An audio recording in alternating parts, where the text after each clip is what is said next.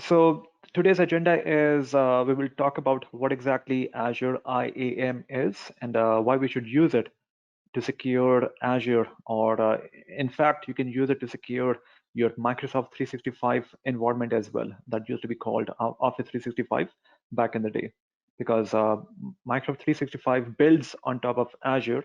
So whatever we will cover here will be applicable to Microsoft 365 as well.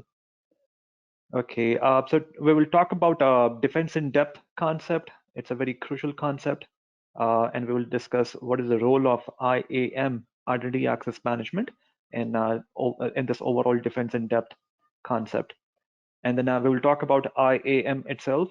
So what exactly this concept is, what are the features available in Azure that you can utilize even with Microsoft 365 as well. And features-wise, there are lots of them, but since we don't have too much time, so we will only focus on very few of them, like MFA, multi-factor authentication, conditional access, identity management, and PIM, or privileged identity management. And then at the end of the session, we will have a brief overview of policies as well. Okay, so it all has to do with defense in depth concept. So regardless of what environment you have, whether it's your on-premises environment or any cloud hosted environment, or whether you have any data centers and so on, we should always implement security by using the defense in depth concept. And what it means is that rather than securing just one area, implement security in every possible place. So this way, if you have a layered approach to securing your systems, again, your systems could be on-premises systems or they could be cloud-hosted systems as well.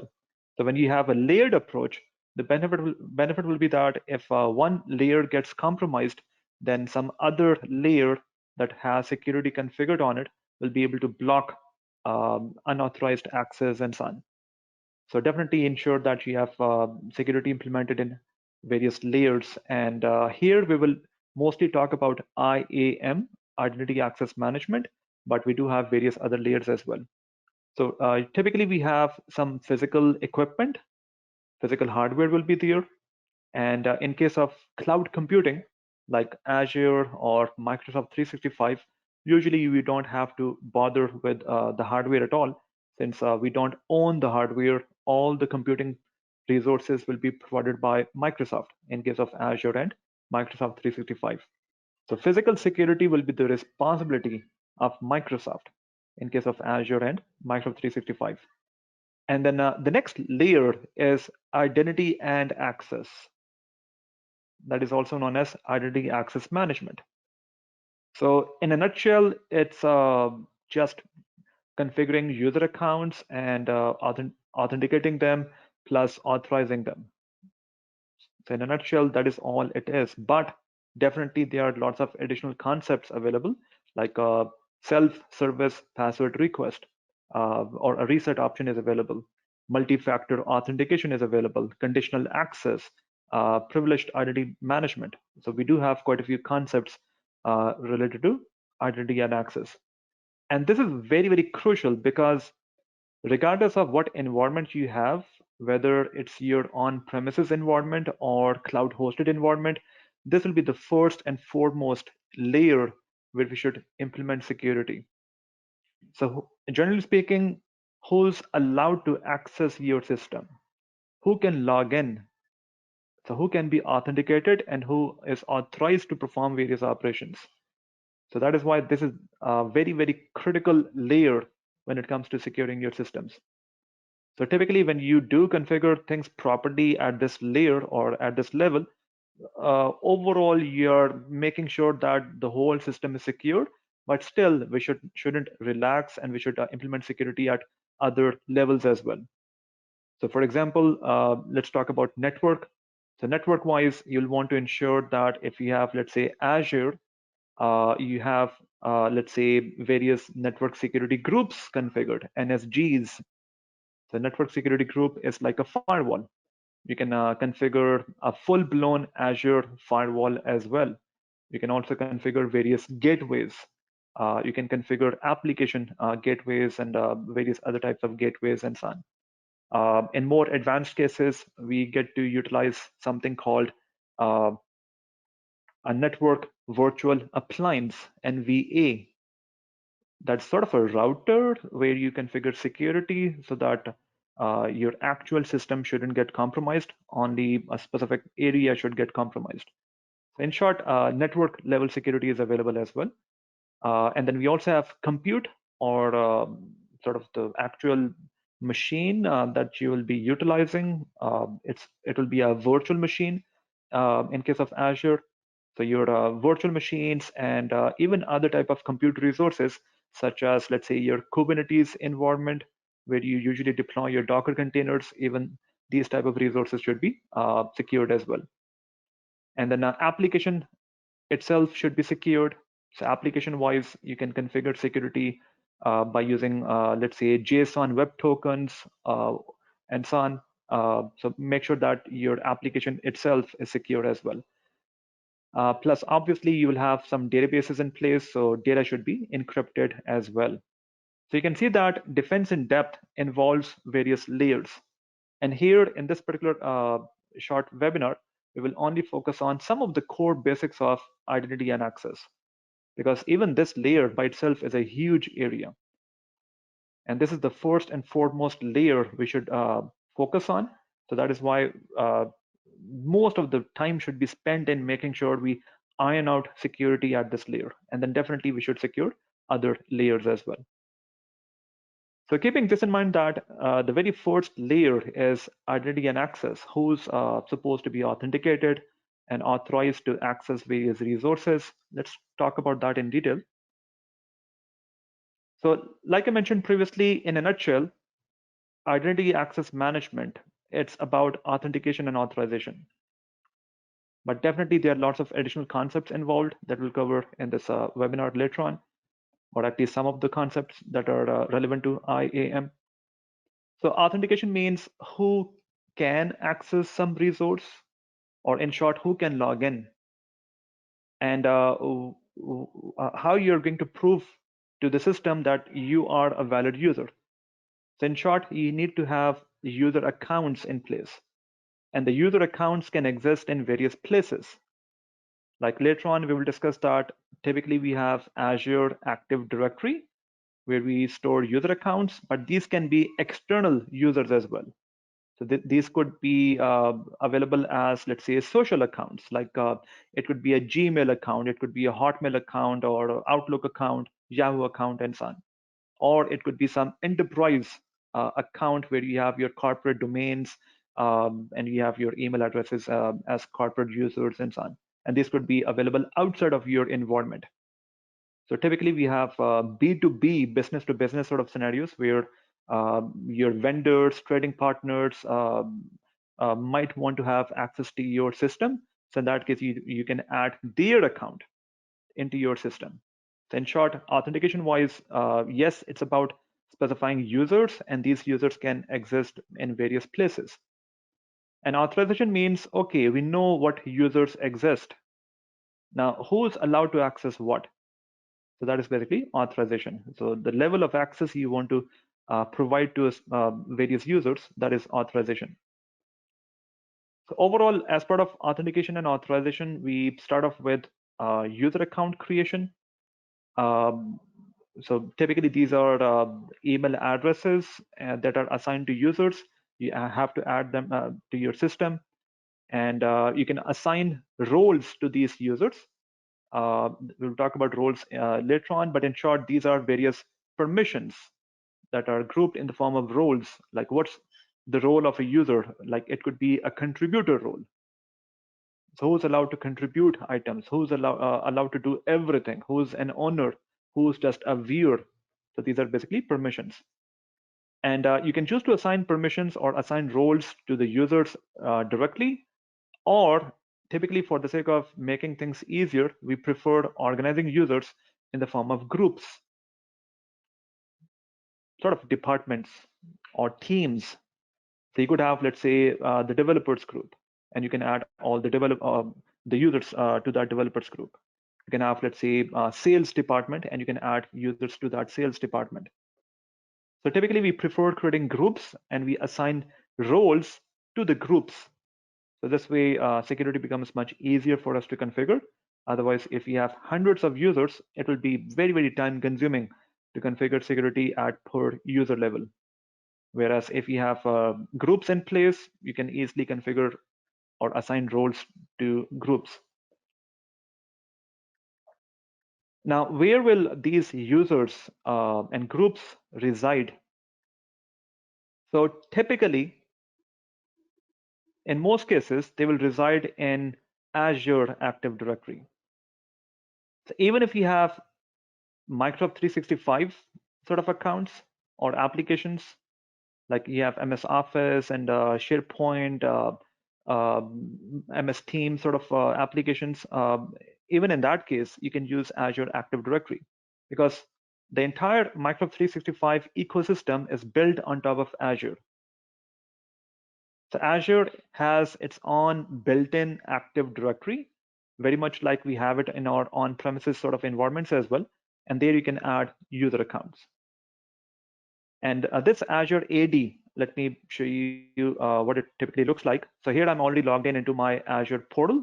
I can go to Azure Active Directory, and we can see that we have a bunch of users added here to this Active Directory. So this will be an Active Directory that is just a part of your Azure cloud environment. Now, if you say that we already have our own Active Directory in our on-premises environment, we already are an enterprise organization, we have it. So why do we have to recreate these accounts from scratch? No, you do not need to create or recreate these accounts from scratch. You can connect this cloud-hosted Azure Active Directory to your on-premises Active Directory and synchronize users. So for synchronizing users, typically we use this AD Connect option, so Azure AD Connect. So we usually download this Azure AD Cloud Sync. It's an agent. You install it on your local server, preferably on the machine where we have Azure AD. Otherwise, it can be some other machine as well. And once you have it installed, you log in into your Azure portal as well as into your on-prem Azure or the on-prem AD. And then once you synchronize users, you can specify exactly what user accounts you want to synchronize. And when your on-prem AD is connected to your Azure hosted AD, it will show you when was the last time the synchronization took place. And you can sort of automate that process. So you can see that each time you make any change to your on-prem environment, it should synchronize the accounts with your Azure AD automatically, and vice versa as well. So you can connect your on-prem environment to Azure or the cloud-hosted environment. And that will become a hybrid setup. So where you have part of the system in your on-prem environment and part of the system will be on cloud. So typically in enterprise scenarios, we get to synchronize our on-prem AD to our Azure hosted AD. And that involves users as well as groups. So you can organize users in the form of groups, like by department or by team and so on. So eventually you will end up using the on cloud Azure AD solution. Eventually, whether you have your on-prem or not, it doesn't matter. You will end up synchronizing it to your on cloud Azure AD, and that is where you'll be able to configure security in detail. And Azure AD Active Directory on Azure, it has various editions. So depending on what level or what type of subscription you have for Azure or even for Microsoft 365, based on that, you'll be able to utilize various features. So we have, let's say, Premium P2, it lets you utilize all the possible features. So features wise, we will cover some of these features in this short session in just a bit. For example, we will talk about, let's say, multi-factor authentication, conditional access, privileged identity management. So all these are premium features. They are not available with every subscription type. So you need to make sure that you have an appropriate subscription type so you can utilize some of these advanced features. So in short, your user accounts will eventually be available in Azure AD. So whether you create them from scratch or you synchronize them by connecting to your on-prem Azure AD, doesn't matter. You need to make sure that accounts are available in Azure. And in more advanced cases, you can even add guest users, additional accounts that are not a part of your organization. Like it could be some Yahoo, Gmail, Outlook sort of account. It could be even some other enterprise account that is not a part of your Active Directory. So if you have, let's say, some trading partner or a vendor who wants to have access to your system, then you need to add additional users as guest users, or in more advanced cases, we use the B2B, business to business Active Directory concept to add those users. So in short, it's possible to have all our user accounts added to our Azure AD, whether they are coming from on-prem AD or they're coming from some external system, doesn't matter at all. And Azure AD allows us to configure various options to harness security. So for example, one of the options is self-service password reset. So typically, if an end user forgets the password, then we are out of luck. We just have to ask some admin to reset the password on our behalf. And if we have way too many users, there'll be lots of administrative time spent in resetting passwords. So that is where you can say that we have certain users or certain group of users who should be allowed to reset password on their own. So you can empower end users to reset the password on their own if they have forgotten the password. So that is known as self-service password reset option. And a self-service password reset, this is available by default just for the admin users, not for other types of users.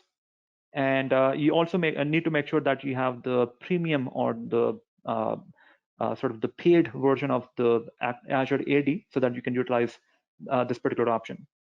And password reset wise, it will show you various options. So for example, even before I show you the options, let me just sign out here and sign in again. So in my case, it's already configured, so it will let me reset the password. And password reset wise, I already have the account here. So I'm going to assume that I don't have the password. I've forgotten the password. I can use the forgot password, and I can use various techniques to reset the password. So one of the approaches is to use an authenticator app. You need to install it on your cell phone. Otherwise, you can use other options as well. You can say you want to receive some code or SMS text message on your cell phone, or you want to receive some instructions via some email. So you can use various techniques. So the self-service password reset can be configured in various ways. So for now, let me just show you some of the options here. So if I go back to my Azure AD, and we're assuming that we have already added some user accounts here. I do have about 9 or 10 accounts here. So here in my Azure AD, I can go to this password reset option, and I can allow all users. Otherwise, by default, on my side, I have allowed just the admin users.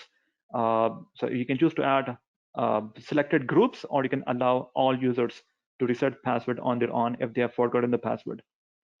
And what method you want to allow or utilize for resetting the password. To make security or to harness security, you can say you want to have at least two methods. So the end user should be able to prove identity by using at least two methods. So you can say that the user should receive some email, plus the user should have some mobile phone, and the user should receive a text message on the mobile phone.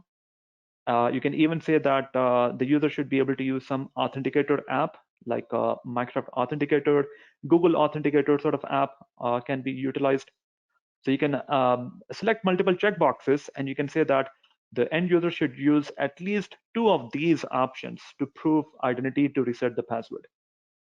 So in short, we have various options. You can even use the security questions option, where we typically have 3 questions and you answer those security questions and so on. So the self-service password reset can save you a lot of administrative time. So when an end user forgets the password, you don't need to reset the password on their behalf. They can just do it by themselves. And you can choose to configure it on certain users, not for all the users. So that is up to you. And groups, we talked about the groups concept previously, that it lets you organize multiple users together. So this way, rather than focusing on specific users, you can say, I just want to configure security on a group of users. So groups wise, you can create groups by teams or their roles, or even by departments as well. And you can add as many users to these groups as you want. And then you can say that a certain group is allowed to reset password on their own. And in more advanced cases, we get to configure dynamic group concept. So dynamic group, as the name suggests, it will be dynamically assigned based on some criteria. So when you add users to your Azure AD environment, even in your on-prem AD, typically every user will have a user profile. Like you will be able to specify what's the name, what's the department name, job info. There are so many other properties you can specify here. You can even create custom properties or attributes as well. So you can later on utilize various formulas. Simple formulas can be utilized, or expressions can be utilized to create or assign groups dynamically. So say there is some user who will be dynamically assigned to various departments or to various groups.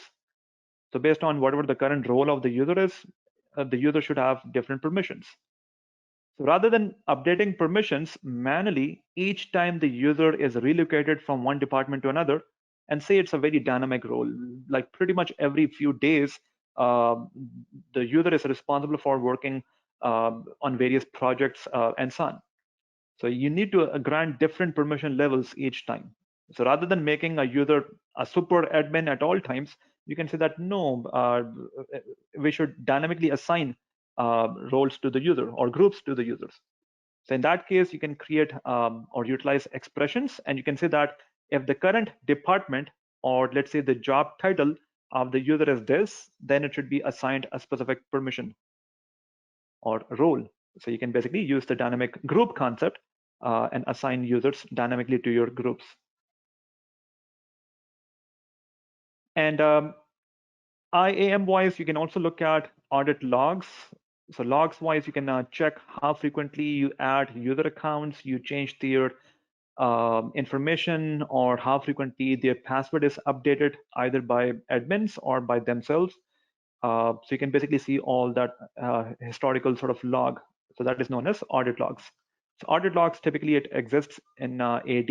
So you can just go to this particular section, and here you'll be able to see the option to go to audit logs, or you can search for it as well.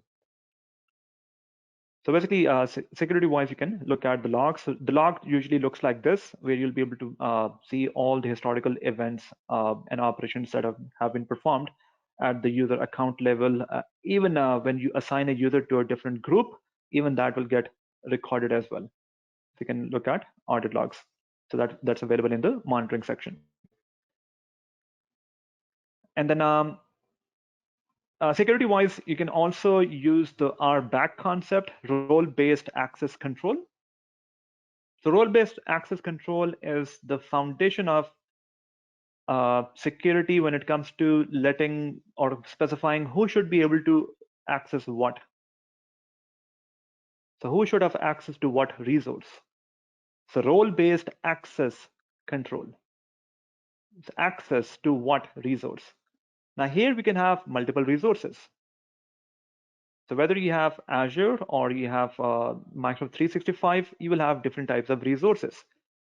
Like let's say we have Power BI. It's one of the subsystems or applications of Microsoft 365, or it could be let's say SharePoint, etc., and so on. So what application can be accessed by what user? Or if we talk about the full-blown Azure environment, here you will have even more resources available. Like you will be able to have a Kubernetes cluster, you can have virtual machines, you can have app services. So it's a huge list of services. So for example, we have a virtual machine here. So who is allowed to access this particular VM? So role-based access control wise, we go to a resource that we want to secure. We go to access control, IAM, identity access management. And then here we get to specify who should have access to what.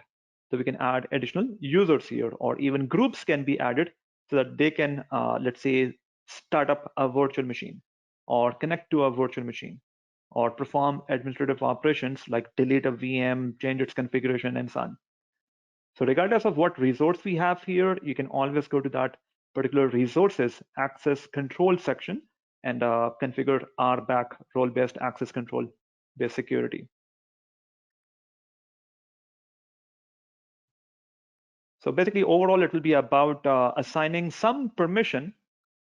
So security principle means it will be a user or a group, or in more advanced cases, it can be a software as well. It can be an application. So even application accounts can be created as well. So if you have, let's say the sales application, you can say that even this application should be secured. It should be able to access just specific components, like maybe some database or some file system, like storage account should be accessible by the application. So for applications, we get to create uh, identities. So each application can have a separate identity.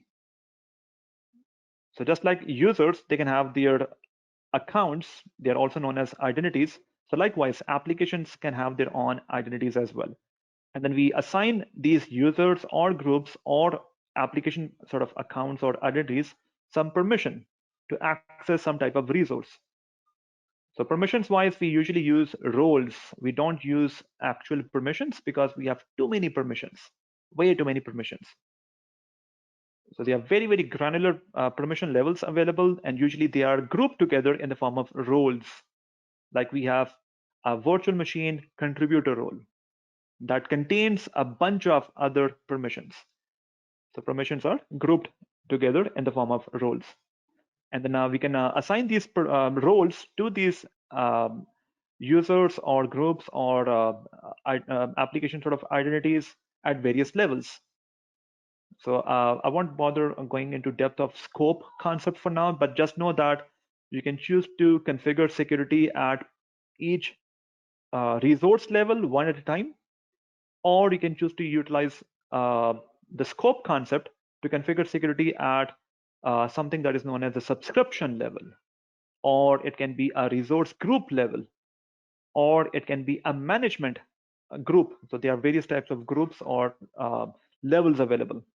So think of it as uh, combining multiple resources or grouping multiple resources together and saying that this all the VMs and database servers and applications, they should be accessible by a specific user or a group of users.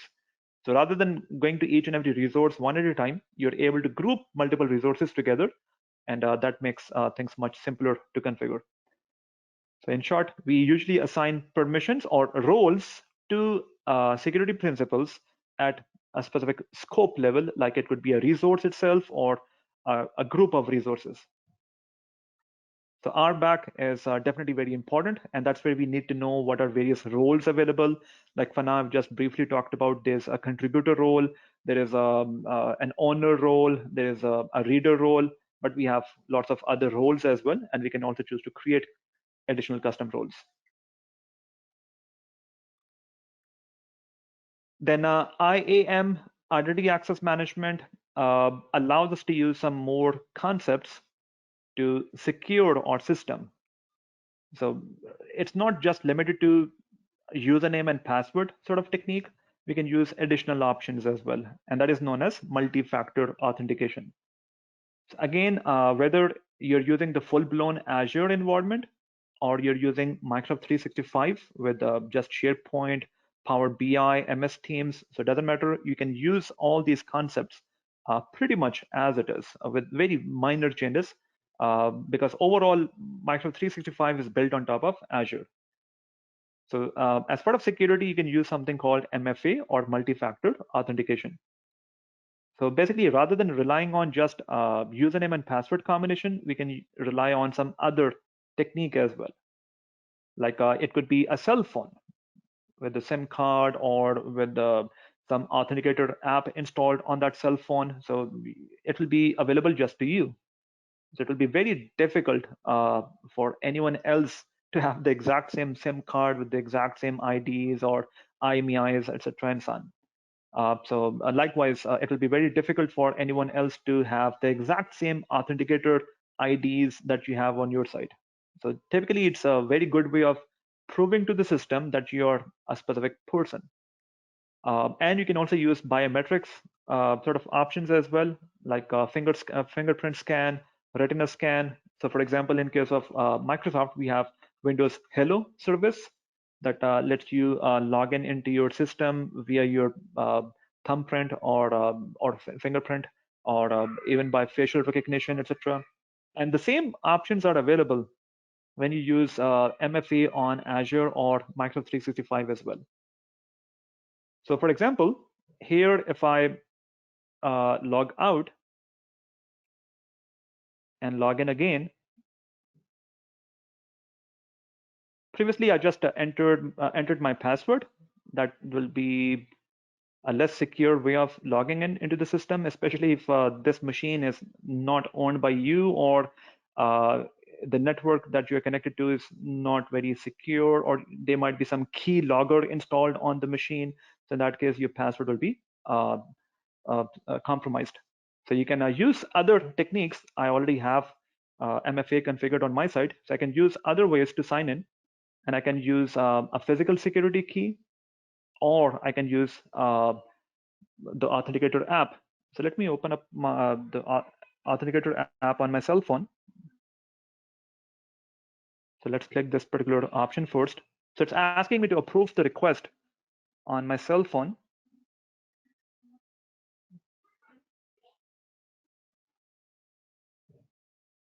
Okay, so I need to enter or approve this request.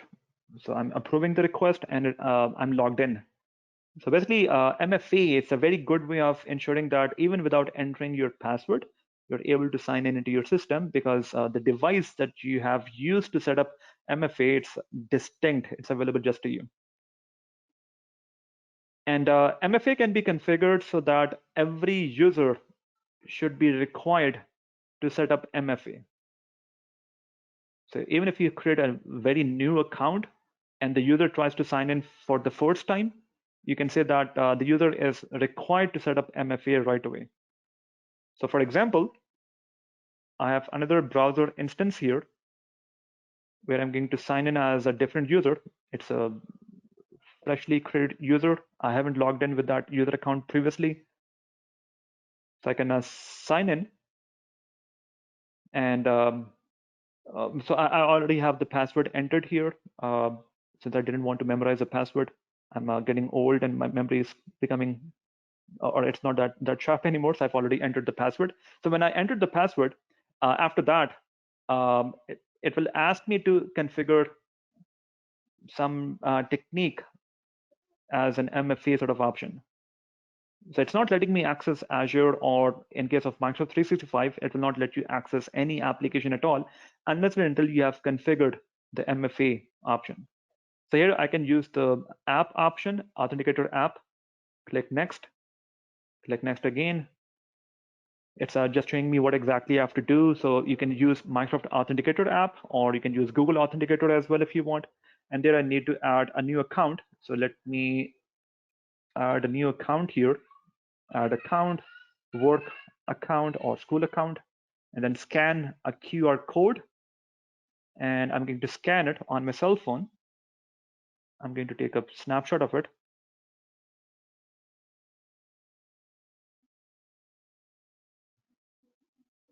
And on the cell phone, it's added. And if I click next here,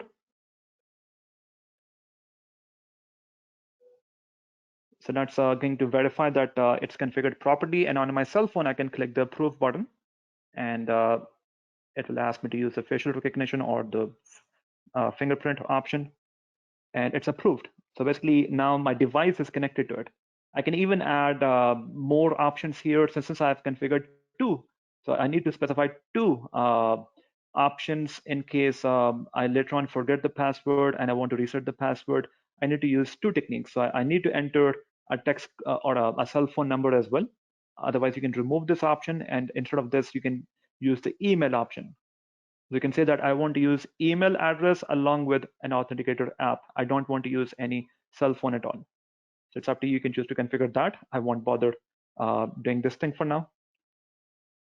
But you can see that MFA can be enforced upon all users. So when they sign in, they need to configure some device so that they should be able to log in by using that particular device rather than entering some password, because password is very dated sort of technique. It's you could have a keylogger, you could have an insecure network, and anyone could steal the password. Okay, so in short, we can use the MFA option to secure our accounts. And MFA, you will notice that down the road, it will become mandatory. So there are certain options or features as part of IAM. We are configuring MFA as mandatory. So far it's optional. You're just choosing to use this MFA option just to secure your system. But later on, we will talk about a feature where it's mandatory to use MFA. So we talked about MFA concept, and MFA in more advanced cases, you can utilize it with something called conditional access. So conditional access basically means don't always ask for MFA, make it optional. So make it optional when you're trying to connect to your Azure environment or your Microsoft 365 account from a trusted machine, from a machine that is already connected to your network. So you can configure the conditional access. So when exactly MFA should become mandatory and when it's totally optional. So when you should be able to use just the password and when you must enter or use the MFA technique. So conditional access wise, you can configure various criteria here. So you can say that when you're using a trusted device, like you're logging in from your work issued laptop, then MFA is not required. We don't need to use a cell phone on top of that device and log in. But if you're trying to, let's say, use a different machine that is not issued by your organization, or it's not connected to your corporate network, you don't have VPN, etc., and so on. In that case, you can choose to make it mandatory. So conditional access, as the name suggests, it's about setting up conditions. So we don't have time to go through all the details like how to configure it from scratch, but know that conditional access can be utilized so that you can uh, uh, make it optional when you are connecting from a secure device or network, and make it mandatory when you're trying to connect from an insecure network and so on. In fact, I'll show you the end result in just a bit. I already have it pre-configured. And before I show you that demo, so as one of the conditions, you can utilize the risk factor. So conditions, basically, they revolve around risk. So what level of risk is there? So risk basically is of usually two types. We have sign-in risk and we have user risk. So sign-in risk basically means you're trying to connect from an anonymous IP address.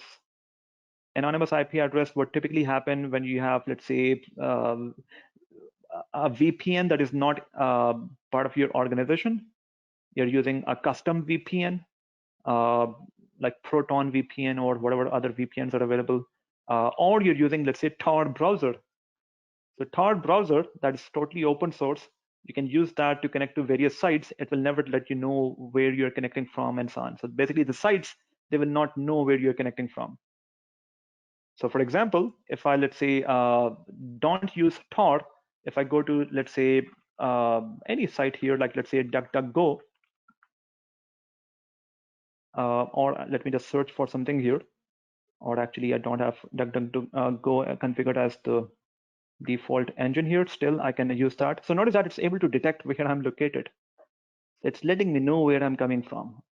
So even though DuckDuckGo usually says that it's a very privacy friendly, it doesn't keep track of things, etc., and so on, but it's letting me know where I'm coming from. And usually when I use DuckDuckGo, I do usually use it quite a bit. So when I search for data here, everyone knows I'm sitting in Canada. So this is usually not a good feature of DuckDuckGo. So it knows where I'm coming from. In fact, if you use Google, if you scroll to the bottom, it will even show you the approximate address as well, where you're located. So I will definitely not show you that since I don't want to show the actual location where I'm located right now in Canada. Okay, so basically, privacy-wise, often people use VPNs or they use Tor browser. It's a totally free of cost open source browser. And if I use, let's say, Tor, I'll connect to Tor's network that will connect to various different machines. And when I browse to any site, it will not be able to detect where I'm coming from. It will basically detect whatever that immediate machine is that is a part of that Tor's network. So if I go back to, let's say, DuckDuckGo here and search for anything here, in fact, DuckDuckGo is already the default search engine in case of Tor. So here, this time around, let's see where I'm located. So I'm in Sweden now. So who says we cannot travel in during COVID times? So I'm now in Sweden. So basically, you can see that we can use various technologies like VPNs and Tor browser to conceal our location. So Azure and Microsoft 365, they are smart. So they usually know that you're not really using your actual network. So when they detect any anonymous IP or an unknown IP, or that is also known as atypical travel, like impossible travel, like just a minute ago you logged in from Canada, and just a minute after that, now you're logging in from Sweden. So that's an impossible travel. So Azure, Microsoft 365, they have some intelligent algorithms and so on, and they are able to identify these type of sign-in risks. So sign-in risk basically means Azure is sniffing some problem. It detects some problem. So in that case, you can use the MFA concept along with conditional access, and you can say that it's mandatory. When anyone tries to connect from an anonymous IP address, you can choose to block that request altogether. Or you can say that, no, let's give the user benefit of the doubt, and let's let the user prove the identity by using the MFA option. So we can now choose to enforce MFA when there is a sign-in risk. So for example, if I open up Tor again, I already have 2 more user accounts in my Azure environment. So one of them will be blocked. It will not be allowed for the user to connect to Azure at all. So if I go to portal.azure.com and I sign in as a user that I've purposefully unauthorized, if the user is trying to use an anonymous IP or some unknown network, in that case, I'll not allow the user to connect to Azure at all. So let me wait for the prompt to show up here. Here I can enter the user account, enter the password here, and this account doesn't have any MFA configured at all. So if there's no MFA configured by the user, and the user is trying to use an anonymous IP or Tor or some VPN, it will be blocked. So the user will not be allowed to access Azure at all. So your account is blocked because there's no MFA configured for this particular user. So sign-in risk basically means that Azure is smart enough to know that some user is trying to use some invalid or unknown IP or location. And since there's no MFA configured as a conditional access, so it will be blocked. Whereas if I use another account here, I'm going to sign in as a different user. So this one does have MFA configured. So if I sign in with the password,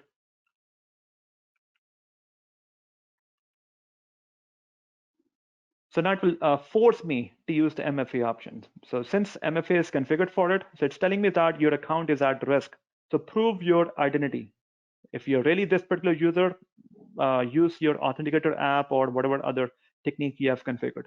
So I can choose to click the verify option.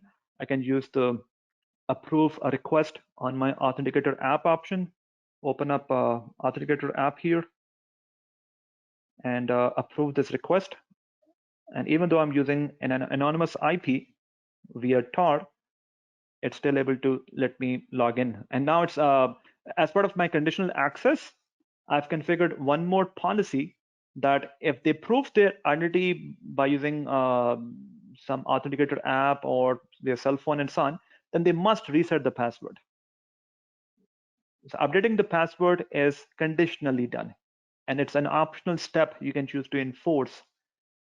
So you can say that when a user tries to connect from an unknown or sort of anonymous location, in that case, they have to prove the identity and they also have to reset the password as well. Why resetting the password is a good idea here? Because if someone had stolen the password, if the password had been stolen, they would have at least been able to see the screen, your account is at risk. So prove yourself by using the authenticator app. So that means that the person already has a password. So in case if you have that authenticator app, you can now reset the password. Or even if you weren't trying to log in by yourself, if some hacker was trying to log in, then when the next time around you try to sign in, it will let you know that your account is at risk. Someone tried to log in with your credentials and the person didn't have the authenticator app, so you must reset the password. So resetting the password is a good idea when you use anonymous IPs to connect to your Azure or Microsoft 365 sort of accounts and so on. So in short, this has to be configured. So we need to configure MFA, we need to configure conditional access, and overall we say that it's identity protection concept. So we want to protect our identities.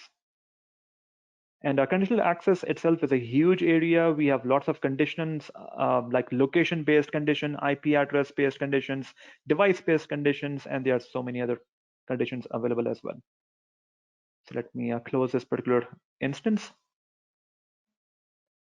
So in short, MFA along with conditional access lets us configure something that is known as identity protection that lets us verify or figure out whether there is any sign-in risk, and based on that we can enforce password reset and allow the user to access the environment or not allow the user to access the environment. And like I pointed out previously as well, trusted device. So what's a trusted device? How do you say that this laptop that you're using is a trusted device? So typically we have to use Azure AD registered device option or Azure AD join concept to add our devices. And devices can be your laptops, they can be desktops, they can be iOS, Android type of cell phones or tablets as well, and so on. And typically for that, we get to use Microsoft Intune to utilize something called mobile device management. So in short, you can trust certain devices, so that MFA should be totally optional for these type of devices and so on.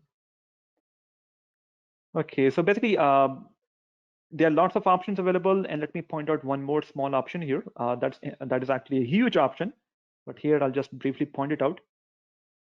We also have something called privileged identity management, PIM. This is an awesome feature. It does require lots of time to configure things. So what is this privileged identity management concept? It basically means uh, very much like developers usually use terms like JIT, just in time. Like you might have heard of it in, let's say, Java or maybe any other application. If not, don't worry about it. What JIT usually means is compile the code just in time. So don't compile the whole application, compile it or compile only those bits that are currently being executed or that will be executed. So just in time. So just-in-time is available in security as well. So privileged identity management means just-in-time security. So just-in-time security means, unlike the traditional approach where you would say Bobby is, let's say, an admin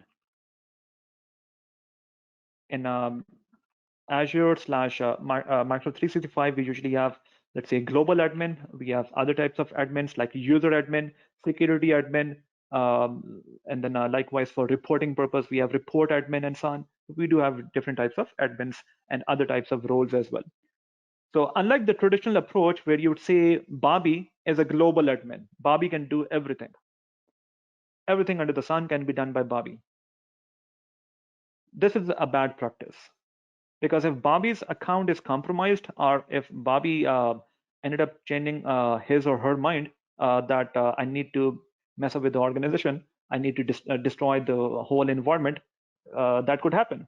So what you need to do is you need to assign security that should be just-in-time based. So just-in-time based means rather than being a global admin at all times, on day-to-day basis, we should use an underprivileged account. Underprivileged means a low level sort of account, like it could be just a simple user account that has access, maybe just the read only access or very low privileged sort of access to certain resource. And the person should be able to elevate privileges to a higher sort of account or sort of role so that the person can perform more operations by using the just in time concept. So just in time basically means, let me show you the flow here. So typically we plan what users we will have and what type of roles will be assigned to them. So we are not always an admin. We don't always non-stop have to perform the admin operations. At times we have to perform just the regular day-to-day sort of operations that only require a user level account with low privileges and so on. And in other cases, we need high privileged accounts as well. We need to access or need to be able to change security options and so on. So you can identify various roles for a user and say that, okay, this person can be a regular user. This person can also be, let's say, an admin who can create a virtual machine or destroy a virtual machine. This person can also connect to a virtual machine. This can assign permissions to other users. So you can identify various roles. And you can say that, okay, by default, you will be assigned the user role. And whenever you need to perform a high privileged sort of operation, then you need to switch to that role. So by default, a specific role will be assigned and other roles will be possible for that user, but they will not be automatically assigned. So the person will have to activate a role. And when you activate a specific role, it means you're taking the responsibility. I need to perform some critical operations related to security or so on. So when you activate the role, you will get audited. So auditing will be in place, and you, later on you can find out when exactly the person decided to become an admin. And in fact, for most users, you'll want to configure the approval process. So when you say that, okay, I need to perform some security-oriented option, I need to activate a specific role, you'll have to get approved first. So approved means an email notification will be sent to some other person who will have to approve that role activation. If the request is not approved, you will not be assigned that particular role at all. So it's like dynamic roles sort of concept that you're able to choose a role of your choice, but it's not every possible role. It's only the roles that you have planned for.